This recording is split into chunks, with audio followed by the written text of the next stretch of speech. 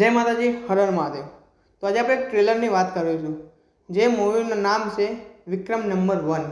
જે વિક્રમ ઠાકોરનું એક નવું મૂવી આવી રહ્યું છે, એનું ટ્રેલર આવી ગયું છે, તો એની આપણે થોડી વાત કરીશું। અને પહેલાં નામ હતું વિક્રમ રાજા, જેને ચેન્જ કરીને વિક્રમ નંબર 1 નામ રાખ્યું છે। અને ભોળાનો ભગવાનના સક્સેસ પછી એક બીજું દિવાળી પર એક મૂવી આવે છે 17 તારીખે, તો જોવા જજો। ટ્રેલરની વાત કરીએ, ટ્રેલર કેવું છે, પણ આ ટ્રેલર જોઈને અમુક ફાઇટ સીન ને અમુક જે ગામડાનું જે રીતે એમને બતાવ્યું છે, એ મને સીન જોઈને બહુ એક મૂવીની યાદ આવી ગઈ।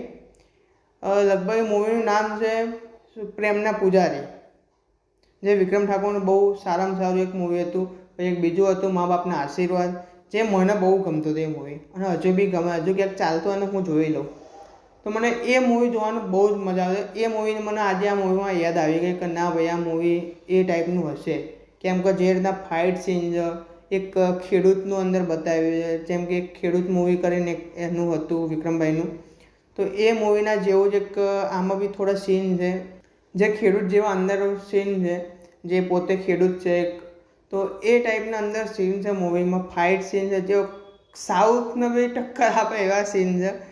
જેમ કે હવે ફાઇટ તો ભાઈ સાઉથમાં આપણે એવું જોઈએ છે, તો પછી આપણે ગુજરાતી મૂવીમાં કેમ ના થાય આવું?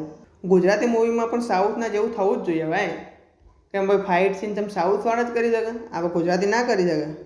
તો ભાઈ ગુજરાતીમાં આપણે ખાલી વિક્રમ ઠાકોર જ એવા છે જે આવા સીન બનાવે છે, ને આવી મૂવી બનાવે છે, આવા સીન થાય છે એમના માટે, મારવા કાપવાના જે સીન છે, જે એ પોતે એમ જે અમુક શું કહેવાય ઠાકોર સમાજને એ અંદર પ્રેઝન્ટ કરે છે, જે પોતે એમનું નામનો સરનેમ એક જ રાખે દરેક મૂવીમાં, કોઈ દિવસ એમના મૂવીમાં એમનું નામ ચેન્જ નહીં થતું, વિક્રમ ઠાકોર જ એમનું નામ અંદર રાખવામાં આવે છે, જેથી કરીને એમની પબ્લિક, એટલે કે જે ગામડાની પબ્લિક છે, જે શહેરના આધારે હજુ એટલા બધા જતા નહીં જોવા, પણ જે ગામડાઓની પબ્લિક છે, જે અમારા જેવા, એ જોવા જાય છે। અને ભોળાના ભગવાનમાં લગભગ જેટલા શો નહોતા ને, એ પરાણે ક્યાંક શો હતા, પછી જેવું ચાલ્યું ને, હિન્દી મૂવીને બી ઉતારીને એમના શો મૂકવા પડ્યા હતા। તો વિચાર કરો કે ગુજરાતી મૂવીમાં પણ દમ છે, સાવ એ ભલે અર્બન મૂવી નથી, એકદમ દેશી ગુજરાતી મૂવી જ આ રહી છે, પણ અર્બનમાં બી આપણે હજુ શું લવ સ્ટોરી એવું બધું હોય છે, પણ આમાં તો આખું અલગ જ કોન્સેપ્ટ હોય। દેશી એટલે એકદમ પ્યોર દેશી ગુજરાતી, જે મેહોણી ભાષા એ ટાઈપનું જે કહીએ ને, એ ટાઈપના અંદર ડાયલોગ ને બધું જોવા મળે આપણને આમાં, જે એક શું કહેવાય ગામડાની માટીને આપણને સાચવી રાખે અંદર, કે ના ભાઈ એક ગામડાવાળો માણસ છે, આપણો જેવું જ દેખાય, આપણે જેવું જ કરે છે, કંઈ બી પ્રોબ્લેમ થાય તો એ રીતના આગળ આવી જાય છે, તો એ ટાઈપના મૂવી છે, તો જોવા જજો, મજા આવે જોવાની। અને ગુજરાતી મૂવીને સપોર્ટ કરો।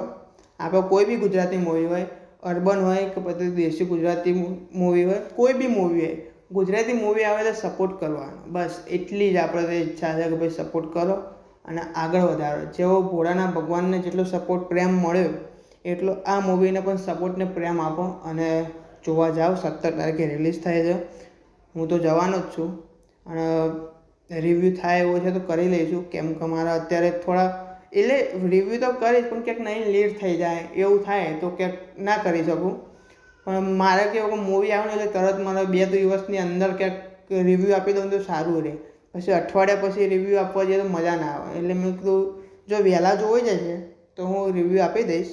તો ત્યાં સુધી આપણા ચેનલને સબસ્ક્રાઈબ કરી દો, વિડીયોને લાઇક કરો, કોમેન્ટ કરો, અને પ્લીઝ યાર સબસ્ક્રાઈબ કરો। પબ્લિક જોવો છો તો સબસ્ક્રાઈબ કરો યાર, એક બટન જ ખાલી દબાવવાનું, આપણે કંઈ પૈસા નથી આપવાના, તો પ્લીઝ લાઇક શેર અને સબસ્ક્રાઈબ કરો, કોમેન્ટ કરો। તો મળીએ બીજા વિડીયોમાં। જય માતાજી, હર હર મહાદેવ।